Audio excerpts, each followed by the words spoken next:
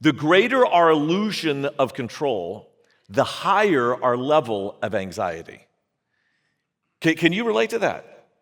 Because what happens is you actually have, let's say on a scale of 1 to 100, you have 20 control out of 100, but you have the illusion that you have 80 control. The larger the gap between your imagined control and your actual control, the greater your anxiety, because anxiety is when you're trying to control what you can't control. When we obsess over things we cannot control, two things are going to happen, and they will always happen. They happen to all of us. When you obsess, you try to micromanage, you try to manipulate other people, two things happen. Number one, we forfeit control over things we can control. Why? Because you only have so much energy. You only have so much mental focus. And if you are focusing on things you can't control, you are robbing your energy and focus over things you actually can control. Second thing that happens is we rob ourselves of peace. Because peace is in release. How do I release the illusion of control to an omnipotent God? It sounds like a good idea. Yeah, I want to have more peace, so I want to release it to God. But how practically can you accomplish that?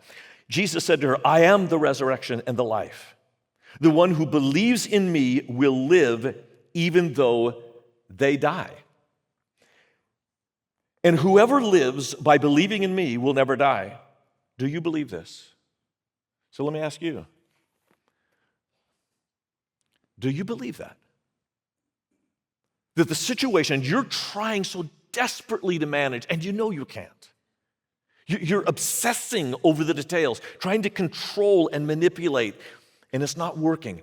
Do you believe that Jesus is able to bring life out of death? Worst case scenario, you die. Is Jesus able to bring you life? If you're hurting, I want you to know Jesus is with you in it. And for every tear that you shed, he's right there with you, tear for tear, heartache for heartache. Because some of you, you're not in your head space, you're in your heart space. I want you to know Jesus weeps with you. Even though he knows it's going to change, it will be better, you'll get through this, but he's with you in it.